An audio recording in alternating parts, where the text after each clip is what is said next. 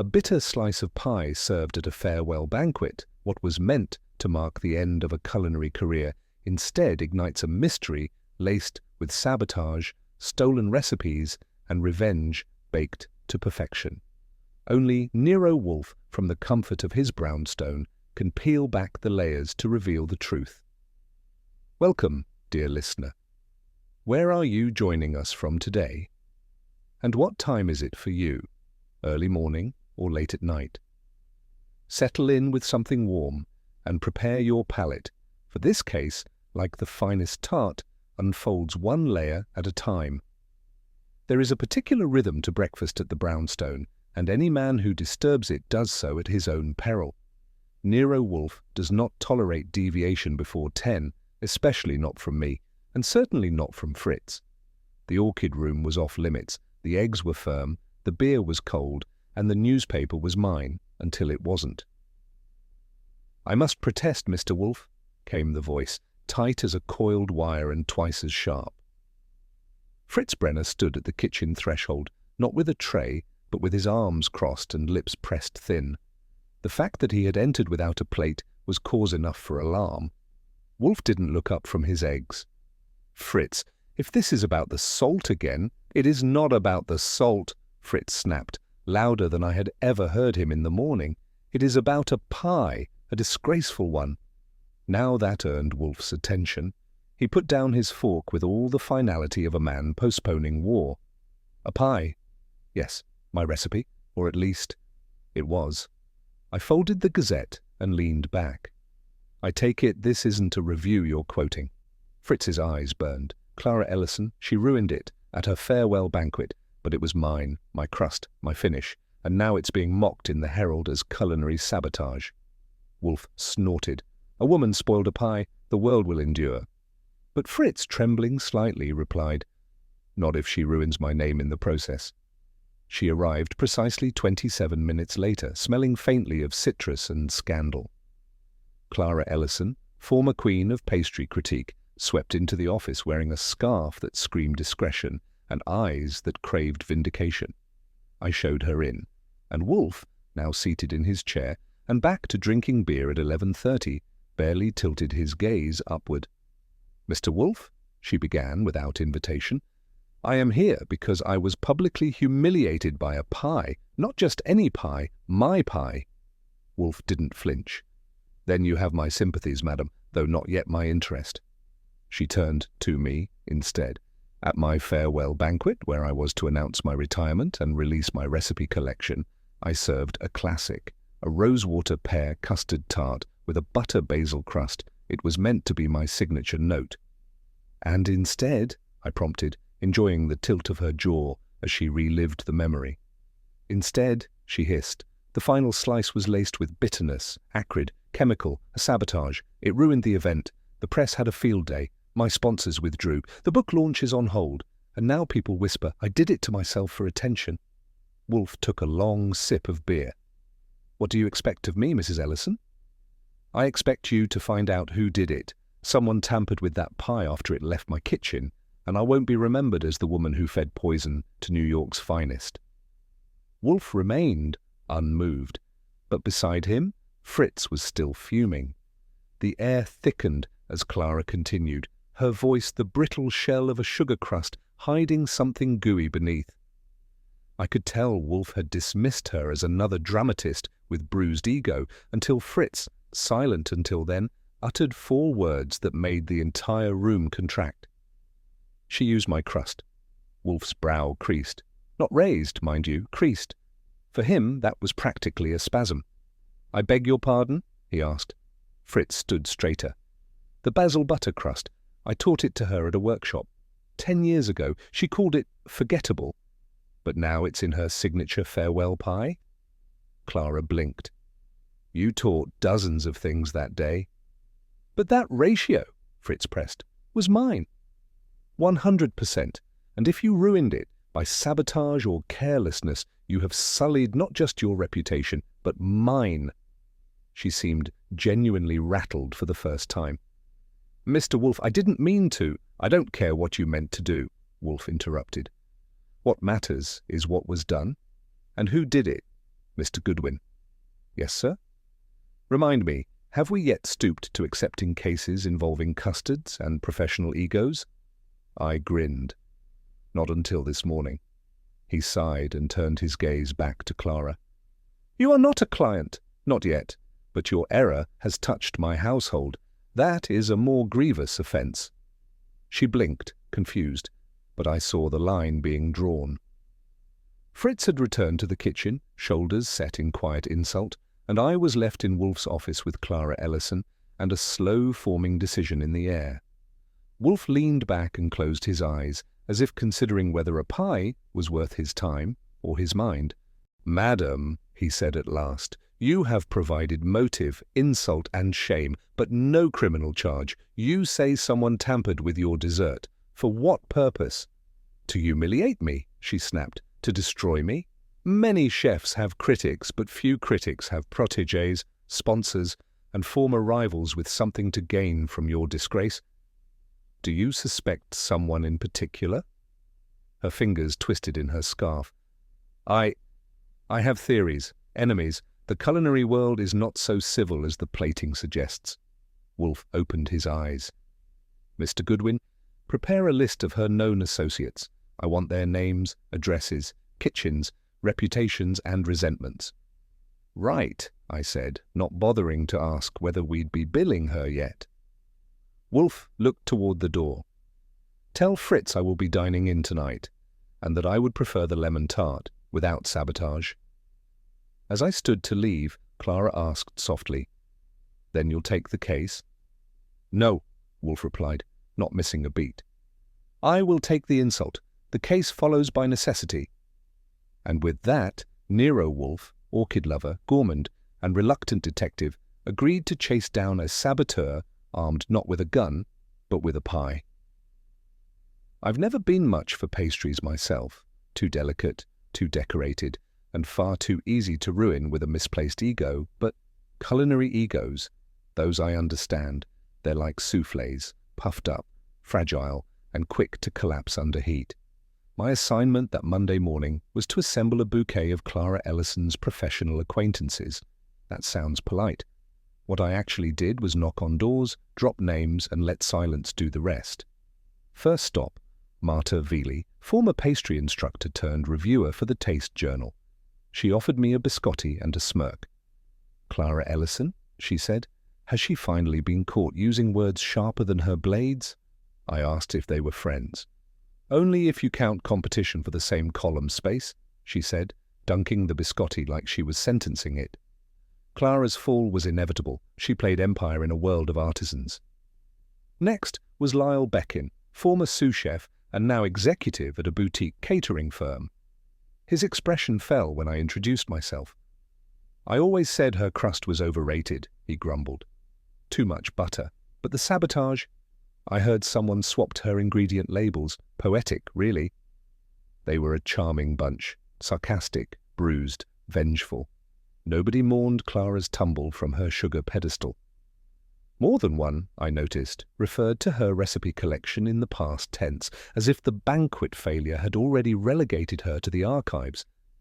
And yet when I mentioned sabotage, the reactions ranged from performative shock to suspicious silence. No one admitted to tampering, but I got the sense more than a few were enjoying the fallout. No knives had been drawn, just sharpened words, withheld invitations, and an industry quietly chewing over Clara's collapse like a cold tart with a bitter finish, which brought me to the name I had saved for last, Russell Dayne. The trick with Russell Dayne was pretending not to know he was famous. That's harder than you'd think when his face pops up any time you search flambé online. He greeted me in a studio kitchen set that smelled like lavender sugar and ambition. The apron was crisp, the smile rehearsed. Archie Goodwin, he said. Wolfe's man, I always wondered if you were real. I get that a lot, I said, shaking the hand he extended like a host welcoming a camera crew. You were close with Clara Ellison? Define close.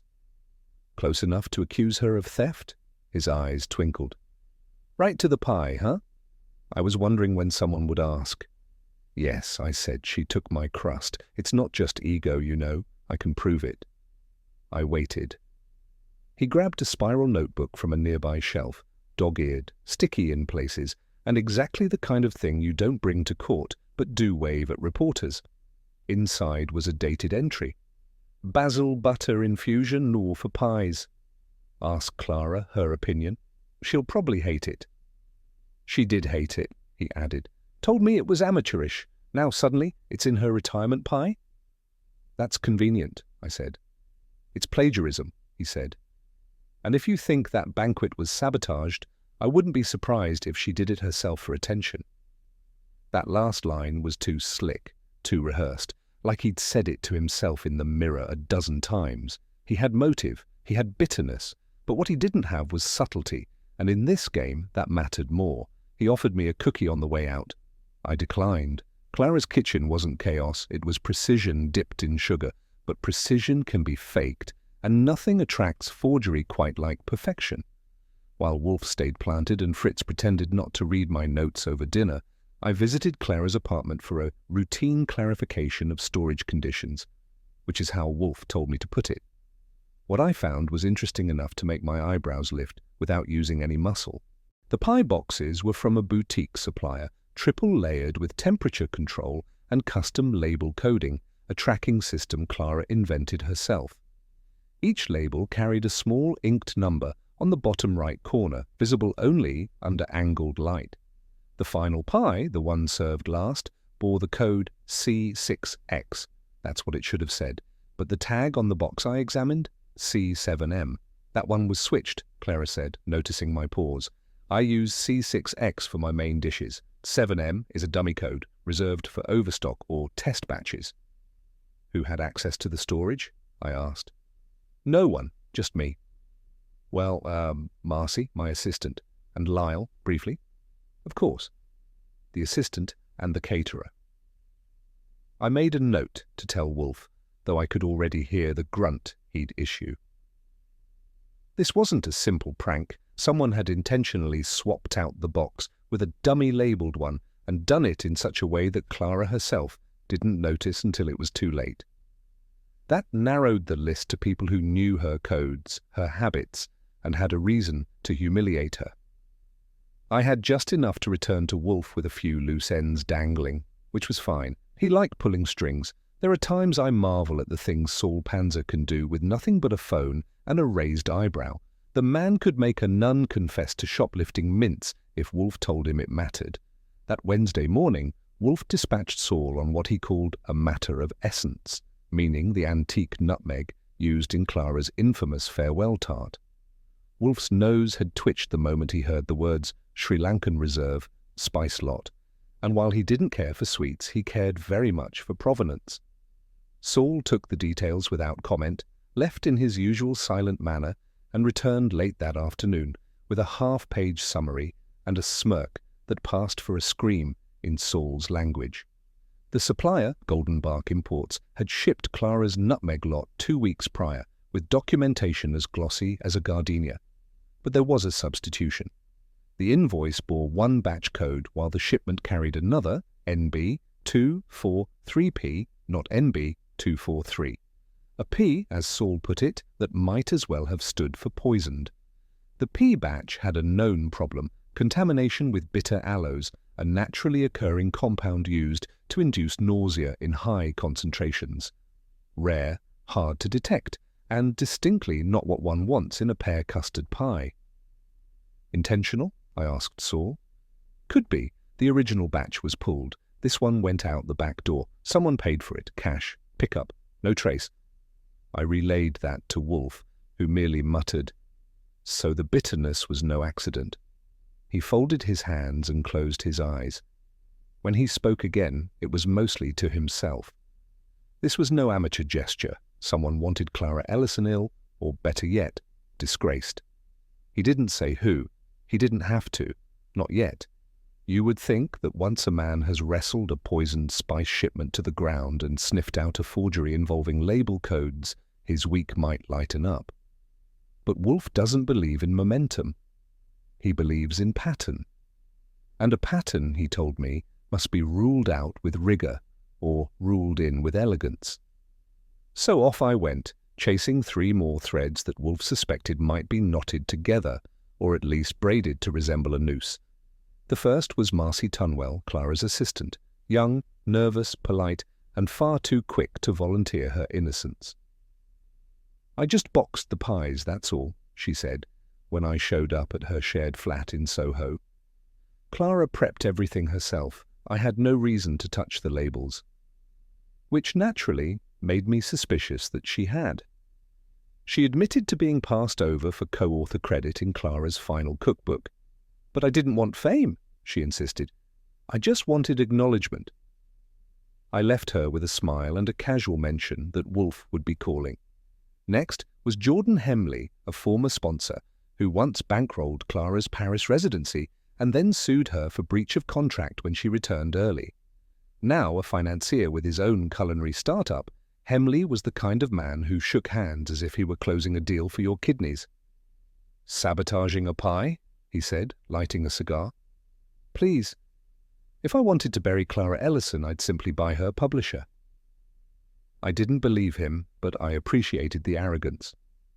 Last was a food blogger who called herself Crumb Queen NYC, real name Lorraine Dacey. She had accused Clara of intellectual theft on Twitter and had been uninvited from the banquet at the last minute. "She made a name off other people's ideas," Lorraine told me, jabbing her phone at my chest. "And the pie wasn't even good. Basil doesn't belong in dessert." "And bitter aloes do," she blinked. "What's that?" Exactly. Wolfe listened to my report over roast duck and interrupted only once to ask whether Marcy had touched her hair when she denied switching the labels. "She did," I said. "That's something," he murmured. And I had the distinct feeling it was more than something. It was the first real crack in the crust. There's something unsettling about watching Nero Wolfe eat dessert.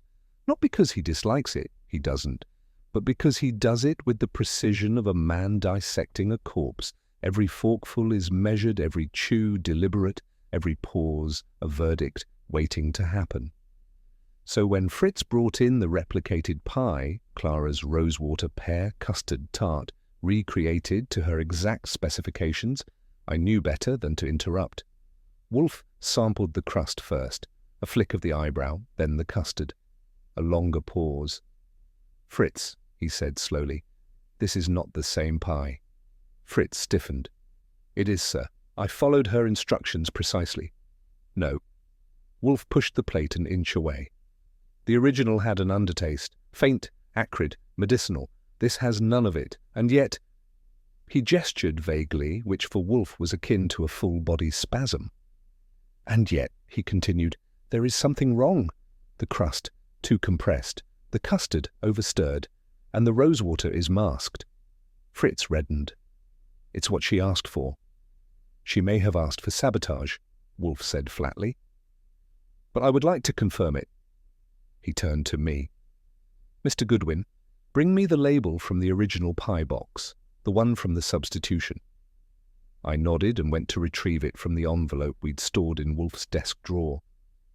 As I handed it to him, Wolfe barely looked at it.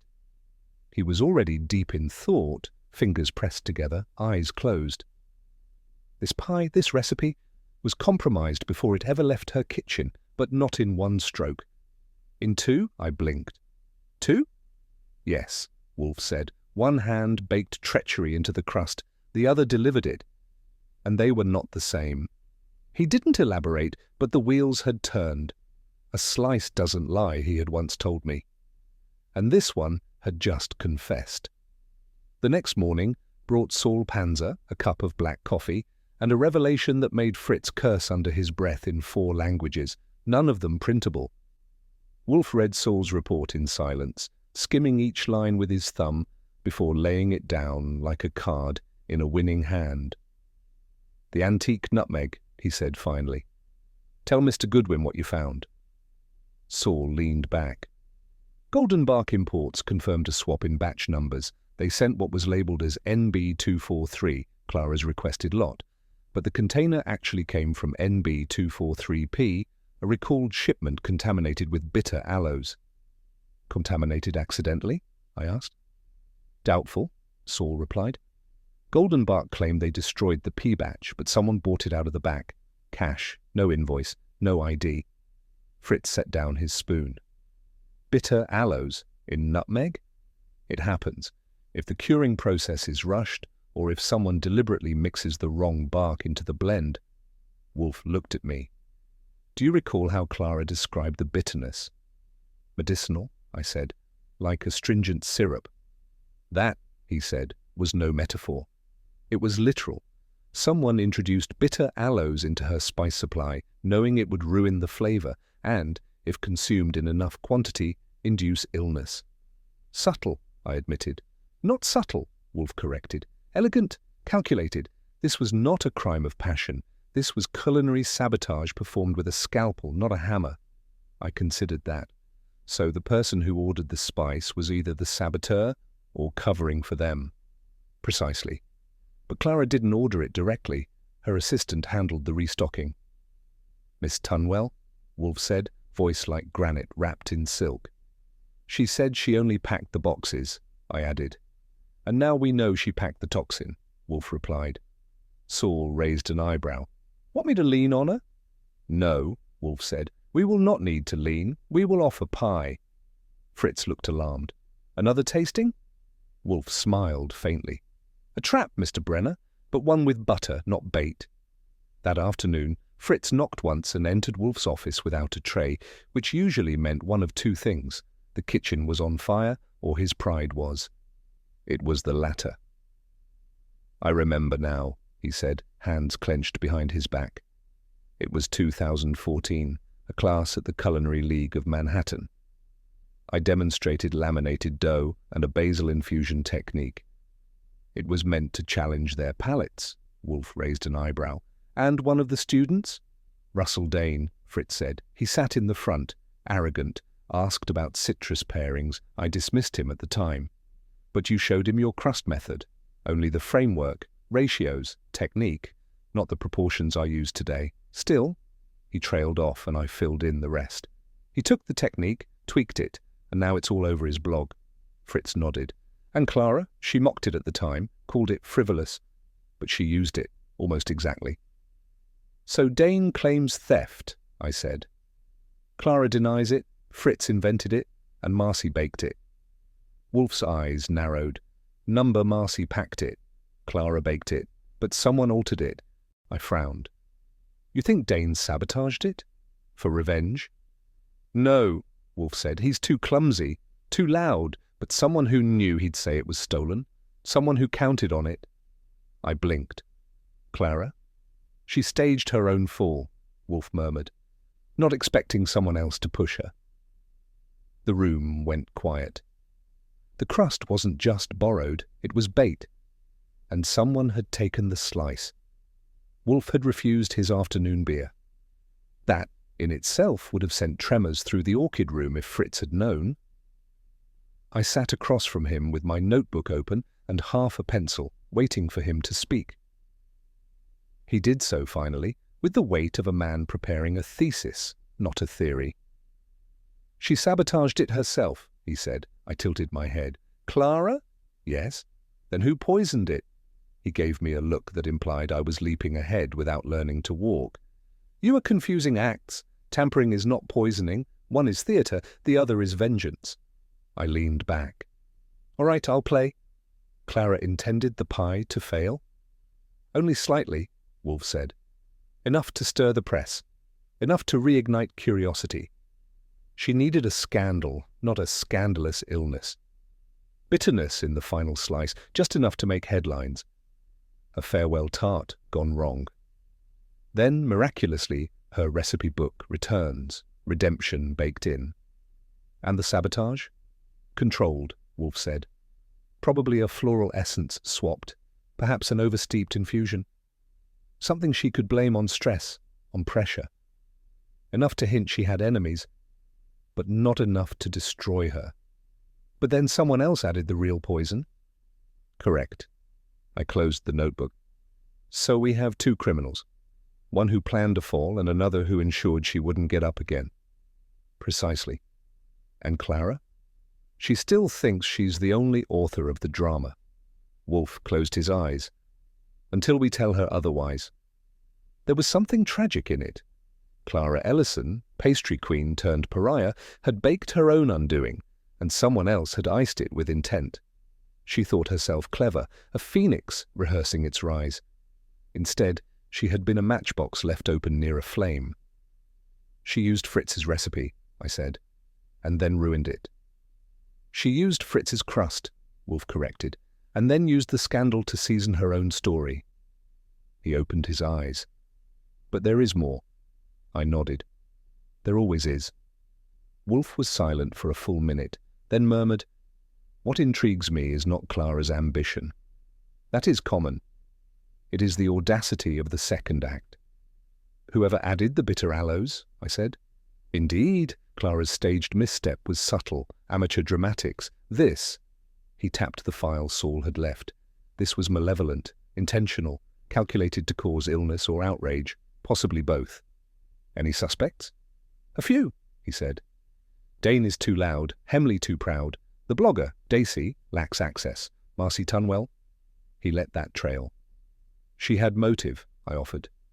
"No credit, a ghost in Clara's kitchen, and she packed the pie." "She also knew the label code," Wolfe said, "and would have recognized the substitution." "You think she switched the boxes?" "She had opportunity, but more telling is this. Clara's plan relied on the pie's failure being noticed just enough. That means she could not have predicted the precise reaction, but someone who knew what else was in the pie. It could ensure it wasn't just noticed, it was condemned," I finished. Wolfe nodded. "Exactly. Clara choreographed a stumble. Marcy added a shove." I frowned. "So the dummy labelled box with the tampered nutmeg was swapped after Clara's own sabotage." "That is the implication." He leaned forward. "It is a rare moment when the saboteur becomes the sabotee." "And yet fitting," I said, "for someone who tried to rise through ruin." Wolfe gave a rare, faint smile. "You're learning, Archie." Wolfe was unusually still. No pacing, no grumbling, no snapping at me for scratching with a pencil.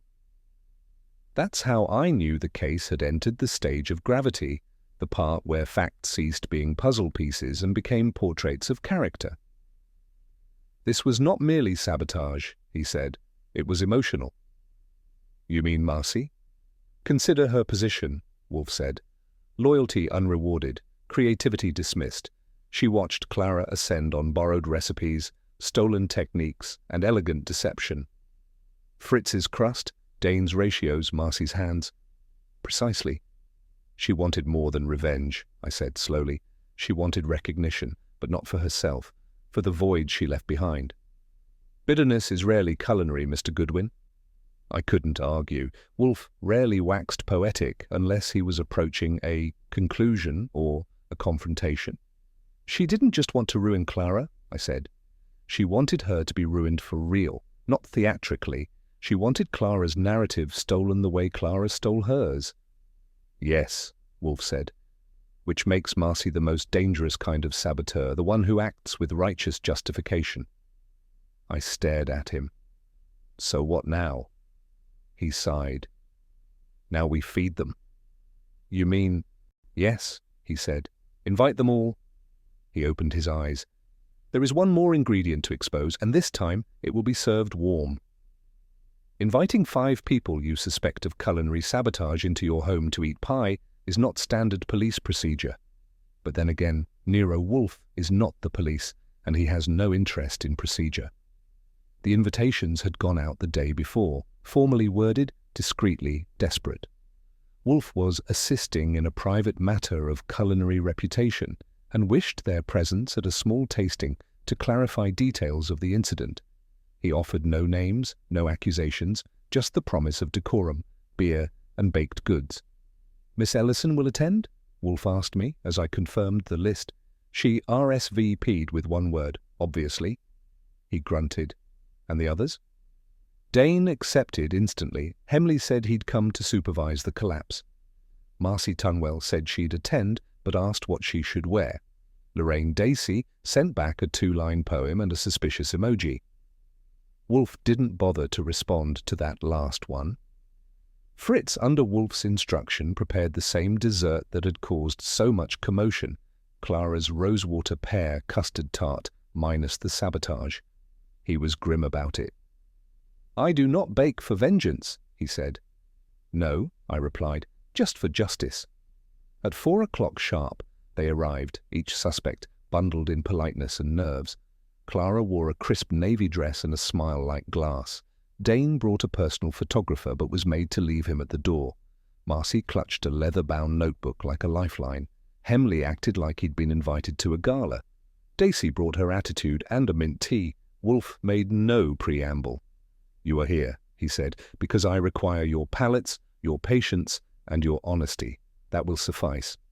He gestured, and Fritz entered with the tart. "Please," Wolfe said, "taste." And they did, well, most of them. Wolfe never interrogates, he converses. The difference is that when the police question you, you know it. When Wolfe does it, you think you're the one leading the conversation, until you've confessed to 3 motives and a lie about your alibi. He began with Clara. "You recognize the dish?" "Of course," she said, with a practiced smile. "It was meant to be my last note." "I suppose it still is." "Except this version," Wolfe said, "is accurate to your recipe. No bitterness, no tampering. Fritz followed your instructions to the letter." She hesitated. "Then he has a better kitchen than I do. Or fewer enemies." She didn't reply. Next came Dayne. "Your opinion, Mr. Dayne?" "Too sweet," he said. "Custard overwhelms the pear." "Is that your professional opinion, or a reflex against a rival's acclaim?" "Both." Wolfe nodded, not even hiding the contempt. "You claim the crust was yours." "I developed it. She took it. But not this version." "No," he admitted. "It's more delicate." "Fritz's touch," Wolfe said, almost like a benediction. Hemley followed. He ate quickly, with disdain. "She ruined herself with drama," he said. "I had nothing to do with her downfall." "You withdrew your financial support before the event," Wolfe observed. "I don't finance failures." Wolfe made a note. Lorraine Dacey offered only one comment. "She's always stolen." This time it caught up. She declined seconds, and then there was Marcy. She smiled. She lifted her fork, and then she lowered it. I can't," she said. Wolfe's eyes twitched. "Why not?" "I have an allergy." "To?" "Almond." Wolfe's voice was gentle. "There are no almonds in this tart." Silence. Her fingers clenched around her fork. I saw a tremor start in her knuckles and travel up to her wrist. "I still can't," she said. "Miss Tunwell," Wolfe said softly, "no one here is poisoned." But her expression said otherwise. Fritz took the tart away with the ceremonial reverence of a man removing the body from a crime scene. Wolfe folded his hands over his stomach and studied the group as though they were ingredients in a soup, some fragrant, some suspect, all floating under heat. "Let us speak plainly," he said. What occurred at Miss Ellison's farewell event was not culinary accident, but manipulation. First, by Miss Ellison herself, who, in an attempt to renew public interest, introduced an artificial flaw into her own dessert. Clara's gasp was real, but not forceful. Her face flushed red. "That's absurd." "No, madam, it is theatrical, and quite nearly effective. Your plan would have worked, had not someone else tampered further." He turned to Marcy. "The pie label code was altered. A substitution occurred, and the tampered lot containing bitter aloes was not your doing, Miss Ellison. It was hers." Marcy opened her mouth, closed it, opened it again. I didn't mean to hurt her," she said, voice cracking. She made me invisible. I packed that pie, I packed every one of them, and I saw what she was doing." "You switched the label?" "Yes, hers was already poisoned, just not enough. So I made sure the worst slice was served last." "To frame Russell Dayne?" To frame her?" She looked at Clara, trembling. "I wanted everyone to know she lied, that her farewell was fake." Wolfe nodded. "And now, ironically, it is genuine." Clara, for once, had no words. Dayne stood slowly, as if sensing that the center of attention had finally shifted. And Wolfe, with the quiet satisfaction of a man concluding a chess match, said simply, "Fritz, beer?" The room had settled into a fragile silence, the kind that follows confession and awaits verdict. Wolfe, however, was not yet finished. That's when the doorbell rang. I went to the hallway and returned with Saul Panzer, who walked in as if he had been waiting for precisely this moment to interrupt. Wolfe didn't look up. "You have it?" Saul nodded and handed over a folded sheet of paper. Wolfe took it, read it once, and placed it flat on the desk beside his beer. "For those who might be unclear," he said, "the pie in question was boxed using a substitute container, code C7M, which is not consistent with Miss Ellison's event labeling system. This was the box that held the final poisoned slice." Clara paled. "That wasn't the one I sent." "No," Wolfe said, "you did not. The tampered box was introduced after your preparation, and now we know by whom." He gestured to the paper. "Saul has had the fingerprint lifted from the underside of the tag and cross-checked." All eyes turned to Saul. He gave one of his rare half-smiles. "It wasn't Clara's," he said. "It was Russell Dayne's. If you've never seen a smug man deflate like a punctured eclair, I commend the experience." Dayne's colour drained so fast, I half expected a swoon. "That's impossible," he muttered. "I never touched the box." Wolfe's tone was cool. "You claim you developed the crust, that Clara stole it, that you were the victim of culinary theft, yet your print is on the poisoned container." "I didn't." Dayne's voice broke. "Someone's trying to frame me." Wolfe shrugged. "Perhaps. Or perhaps you attempted to exact petty vengeance and found your own sabotage overwritten by a superior saboteur." That shut him up. Clara stared, open-mouthed. Marcy looked down at her hands. Lorraine Dacey scribbled something furiously into a small notebook. Wolfe lifted his glass of beer. "This," he said, "has turned out to be an unusually layered confection." Dayne's indignation ignited like flambe gone rogue. "She stole from me!" he shouted. "The crust, the whole damn recipe. I was going to publish it. She buried it under her name, and you all let her." Wolfe raised an eyebrow. "And so you sought poetic justice?" Dayne looked around the room for allies, found none. "You can't prove I poisoned her." "No," Wolfe said, "but you can't prove you didn't." Clara, to her credit, had regained her composure. She folded her hands in her lap, spine straight. "I only adjusted the rosewater." "Adjusted," Wolfe repeated, dry as a winter biscuit. "It was theatrical," she admitted. "I needed the attention. No one wants to read a cookbook from a has-been." Wolfe said nothing. He didn't have to. Marcy glanced up.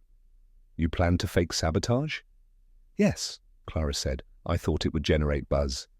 A little mystery, nothing harmful." Dayne spat. "And I'm the villain?" "You're the idiot," Clara said, calmly. "You left a fingerprint." That lit him again. "So what? You tampered with your own pie, she poisoned it, and I get blamed for both?" "I didn't poison it," Marcy said quietly. "You switched the box." "Yes, but I didn't add anything." Dayne rounded on her. "Then who did?" She blinked, but didn't answer. Clara smirked. "Maybe," Wolfe said slowly. "You all deserve partial blame. Clara for courting scandal, Dayne for juvenile revenge, Marcy for delivering the final slice."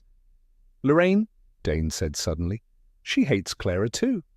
"True," Wolfe allowed. "But Miss Dacey is too proud to act anonymously." She nodded. "If I'd done it, I'd have signed the box." That drew the only laugh of the evening. Wolfe turned back to Clara. "Do you still wish to publish the book?" She hesitated. "It might be wiser not to." "Indeed," Wolfe said, "the title would require too many footnotes."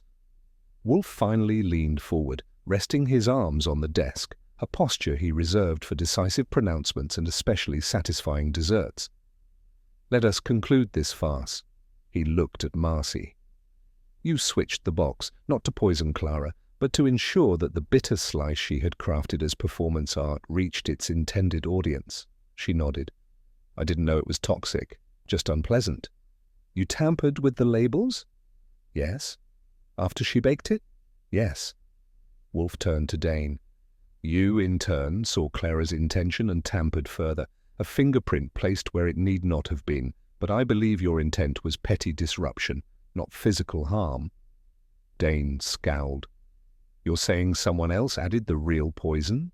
No, Wolfe said. I'm saying Clara's sabotage backfired. Her own alterations made the dessert unpalatable, but when Marcy ensured it would be served as the final note, the theatrical act became an execution. He turned to Clara. You planted your own disgrace, Miss Ellison, but you were not alone in watering it. Clara opened her mouth, closed it. Wolfe continued. The irony is exquisite. You sought to fake a fall in order to rise again. Instead, you succeeded too well. And now your reputation is not merely tarnished. It is, quite rightly, baked to ash. Marcy whispered. I didn't want to destroy her. You didn't, Wolfe said. She destroyed herself. You merely ensured there were witnesses. He leaned back. You may all go. I have no wish to involve the police. Public disgrace will suffice as punishment. Dayne stood first, then Clara, then Marcy with trembling hands. One by one they left. Fritz reappeared, silent as ever. Wolfe reached for his glass and drained it. That, he said, was not a pie. It was a confessional. I asked, what happens now? He looked at me with a faint smile. Now we eat. A real dessert, one that tells no lies. There's a particular stillness to Wolfe's office when he's about to gut someone, with words, not weaponry. It's not silence exactly. It's more like a held breath, stretched across thick carpet and heavy bookshelves, waiting to be exhaled into confession. Wolfe had summoned them all again, and they had returned. Whether out of guilt, curiosity, or sheer compulsion, I couldn't say. Clara sat by the globe, her posture iron stiff. Dayne sprawled on the couch with forced casualness. Marcy Tunwell occupied the edge of the armchair like it might tip her off if she leaned too far. Even Lorraine Dacey had returned, pen in hand, eyes sharp. Wolfe didn't rise, he never did. But his presence felt like standing. I have assembled you, he said, not because I enjoy your company, but because I find clarity intolerable when left unspoken. Clara sniffed. Dayne sighed. Wolfe continued. You have each offered fragments, excuses, explanations. I have tolerated them for the sake of structure. Now, however, we will proceed with facts. He looked at me. Mr. Goodwin, the list. I handed him a single sheet. He didn't read it. He already knew it by heart. Fact, the crust was derived from a recipe conceived by Mr. Brenner and observed by Mr. Dayne. Fact, Miss Ellison repurposed it, modified the custard, and presented it as her own in a farewell event meant to dramatize her retirement. He paused. Fact, the final slice of that tart was intentionally tampered with, not once, but twice. He let the silence swell. Clara shifted slightly. The story, then, is not of a pie, but of a performance, and today we conclude it.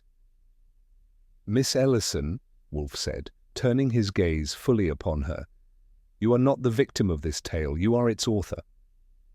Clara flinched. I never meant... You meant, Wolfe interrupted, to orchestrate a culinary catastrophe, a small one, just enough to attract scandal, spark discussion, rekindle interest. You called it sabotage, but what you intended was theatre. I didn't want to hurt anyone. You didn't, Wolfe said. But you did lie. You presented your dessert as pure, while baking in a flaw, deliberate, minor, and eminently deniable. Clara inhaled. It wasn't malicious. It was marketing. That, Wolfe said, is not a distinction the public finds meaningful. He leaned slightly, a gesture that for him amounted to leaning across a courtroom railing. You used a recipe you dismissed years ago. You repackaged it as artistry, and when the tart failed, you claimed betrayal. It was betrayal, she said, voice rising. Someone tampered with it. Yes, Wolfe agreed, but not before you did. Your tampering was first, and therefore foundational. The lie began with you. and that is your shame." Her voice cracked. "You can't prove intent." "No," Wolfe said. "But I can prove pattern, a career built on borrowed flavors, a farewell party filled with enemies, and a recipe meant to fail just enough to fuel your next book tour." Clara's lips parted, but no rebuttal came. Wolfe continued, "You staged a crime scene, Miss Ellison, and then were surprised when a real criminal arrived. It was, I'll admit, one of his more poetic takedowns. And Clara, for all her stagecraft, had no lines prepared for that kind of ending." Wolfe turned his attention to Dayne, who had gone unusually quiet. That alone was suspicious. "Mr. Dayne," he began, "you entered this affair not as a saboteur but as a scavenger. You sought to capitalize on Miss Ellison's disgrace. Conveniently, she had baked the opportunity for you." Dayne grumbled. "She did steal the crust." Wolfe nodded. "Indeed, and yet you didn't sue." "She's more famous than I am." "Which made public accusation more profitable," Wolfe said. "Accusation, not resolution." Dayne didn't argue. "You tampered with the packaging, not to destroy but to disrupt. You placed a fingerprint on the substituted box. A deliberate choice, not an accident." Dayne shrugged. "So what if I did? I wanted her to panic, maybe lose the contract, maybe the book flops. That's it." "You exploited the sabotage for gain," Wolfe said, "but did not initiate it." "Exactly." "However," Wolfe said, eyes narrowing, "you also did not realize you were being used." Dayne blinked. "By whom?"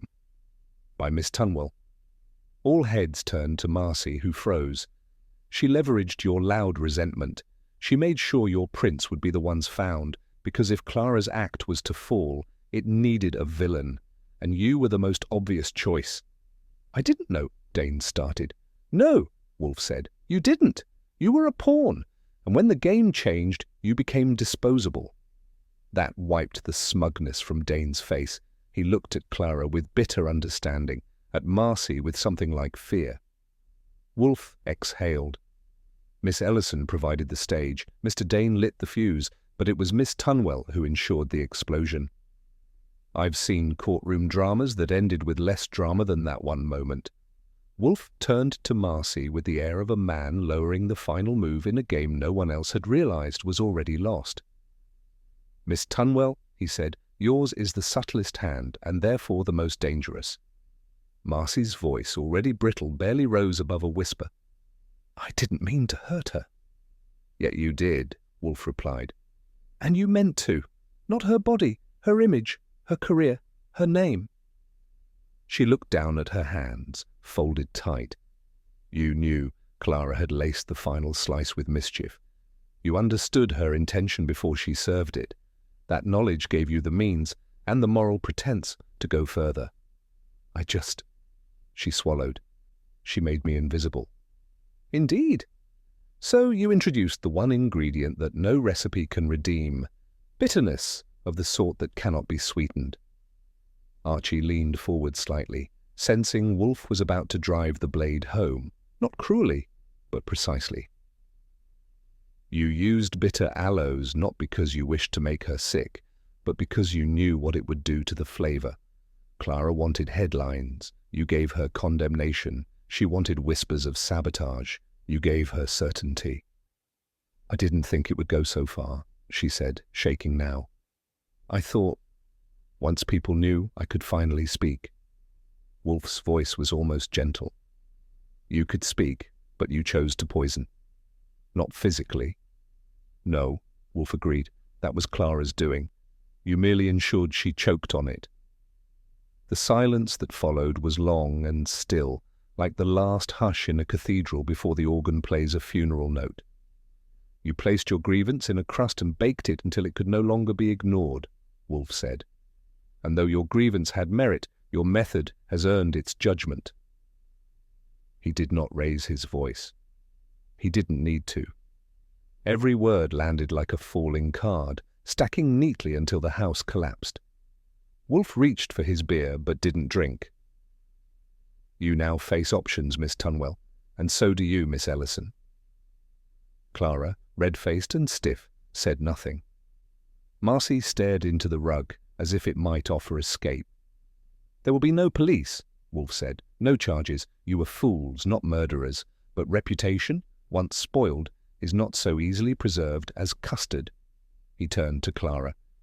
"You may continue your campaign for sympathy, you may publish your book, but you will do so knowing every critic, every baker, every reader will ask themselves what was really in the pie." She blinked. "And if I don't?" "Then I suggest you retire in silence. Perhaps anonymity is the most merciful option." He didn't wait for her to agree.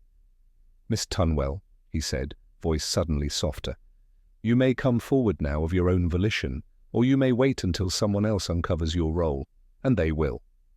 Marcy looked up, eyes shining. "What should I do?" "That," Wolfe said, "is your decision. I offer only this. Justice is more palatable when self-served." She opened her mouth, and for a moment I thought she might speak. Then she shook her head, stood up, and left the room in a quiet storm of shame. Clara rose, slower. Her heels clicked once. Then she paused. "I'll withdraw the book," she said. "You win." "No," Wolfe replied. "You lost." They were gone. All of them. What lingered was the aftertaste, bitter but clean. Fritz returned with a tray, not of tarts or flambéed regrets, but simple chocolate cookies and a decanter of cognac. Wolfe raised a brow at the substitution. "You'll take it," Fritz said. "No pie today." Wolfe nodded solemnly. "A wise precaution." I poured 2 fingers for Wolfe and 1 for myself. He took his glass and stared into it as if it contained the final deduction. "Pride," he said. I waited. Pride disguised as artistry, vanity wrapped in crust, one planned fall, one true push, and a man with a camera hoping to catch it on film. "You think they'll recover?" Wolfe sipped. "Ellison will vanish, Dayne will blog louder, Miss Tunwell will either confess or quietly disappear." I nodded. "And us?" "We will continue." There was a pause. I leaned back in my chair, feeling the rare calm that comes only after Wolfe has cleaned up a mess with logic and language. He finished his cognac and set the glass down with a soft clink. "It was not the pie that poisoned them," he said. "It was their desire to be seen as more than they were." He didn't offer a toast. He didn't need to. We sat in silence, the crumbs of deceit swept away, the air oddly sweet despite it all. Outside, the city baked on. Inside, justice had been served, cold, calculated and fully plated. It was Thursday evening. The brownstone had exhaled.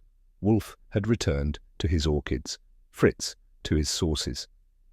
I was just thinking how pleasant the quiet had become when Fritz emerged from the kitchen carrying a tray like it held a crown jewel. "Gentlemen," he said solemnly, "and tonight's dessert, poached apricots with vanilla creme and a crumble that has never seen a courtroom." He set it before Wolfe with a reverence rarely seen outside religious rites. Wolfe inhaled deeply and took a small ceremonial bite. He paused. Then, with a grunt that bordered on reverent, said, "This is correct." Coming from Wolfe, that was tantamount to applause. "I used no spices requiring international tracing," Fritz said. "No antique nutmeg. No experimental crusts." "No grandstanding?" I asked.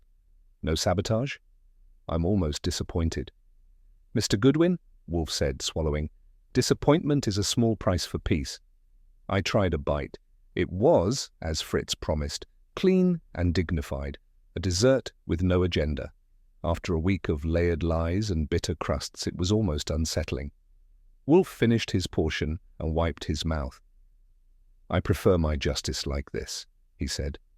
"Quiet, elegant, and not fit for a press release." I lifted my spoon. "To the last slice, then?" He looked at me, then said, more gently than usual, "To the honest one."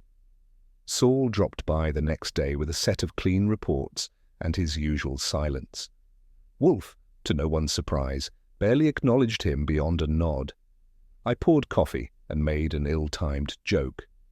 "I've been thinking," I said, "maybe Saul and I should open a bakery." Wolfe blinked. Fritz, who had just entered with a tray of biscuits, stopped mid-step.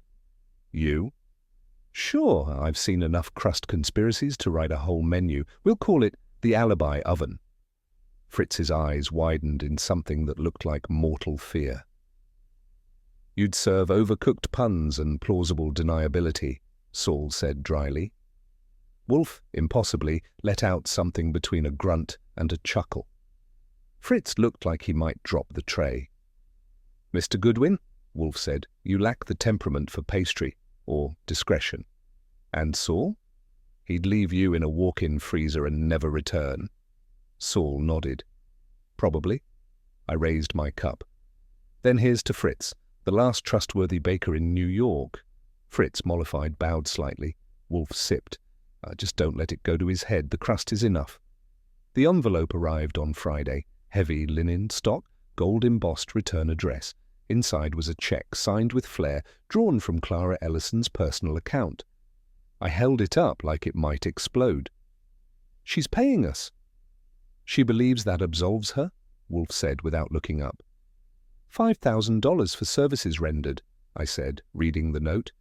"And a handwritten P.S. Please understand, I never meant to harm your cook." Fritz bristled. "I am not his cook, I am his chef." Wolfe extended a hand. I passed him the envelope. He glanced at the amount, nodded, and then, without ceremony, tore the check cleanly in two. "Justice was not served to her," he said, "only to Mr. Brenner." Fritz turned pink at the ears. "She may keep her money. Her name is worth less now than the crust she copied." He handed me the torn pieces. "Dispose of that." I dropped them into the wastebasket without ceremony. Fritz stood straighter, his apron suddenly the garment of a knight who had defended a kingdom. "You didn't have to do that," Fritz said quietly. "Of course I did," Wolfe replied. "Some debts are not measured in currency." Fritz retreated to the kitchen. Wolfe closed his eyes, and I thought for once dessert had truly been enough. On Saturday morning, as I was cataloguing the last notes from the case, a small square envelope arrived, no return address, but the wax seal bore a cocoa pod. I handed it to Wolfe with all the fanfare he hated. He broke the seal with a sigh. "Well?" I asked. "It's from Etienne de Lyon," he said, "the Parisian chocolatier." "The one who swore off truffles until justice was done?" "The same," Wolfe said grimly. "He requests my help. His flagship boutique has suffered a series of intimate tamperings." I tried not to laugh. "Another culinary crime?" "He fears his signature ganache has been defiled. The phrase he uses is conspired against." I couldn't help myself. "By whom?" "A rival pâtissier? A rogue sous chef with a grudge and a whisk?" Wolfe closed the letter. "It appears," he said, "that our respite has been brief." I leaned back. "You're not actually taking the case, are you?" He scowled. "If I refuse, he will send a box of ruined truffles as evidence. Fritz will weep." "Then we're in." "I am not," Wolfe snapped. "You are. Go to Paris." I blinked. "Seriously?" He leaned back. "You wanted a bakery. Go see what ruin tastes like at the source." And with that, our tale of crusts and grudges ended, with a ticket to the next temptation already waiting. As Fritz cleared the last crumbs of the honest tart from Wolfe's desk, the great man leaned back with a sigh, not of fatigue, but of thought. "It is always the appetite for something more, credit, recognition, immortality, that drives the hand to mischief," he murmured. In this case, the crust was merely the canvas. The true ingredients were vanity and vengeance, baked until both turned bitter. He closed his eyes. "Now, dear listener, let me ask you, what do you think was the criminal's greatest miscalculation, underestimating Wolfe, or believing no one would taste the truth beneath the crust? We'd love to know what you think. Share your theories and reflections in the comments below. And if this mystery satisfied your palate, be sure to subscribe for more stories served straight from the brownstone. Like the video if you enjoyed it, and share it with fellow lovers of classic deduction. Until next time, may your pies be pure and your motives clearer than custard.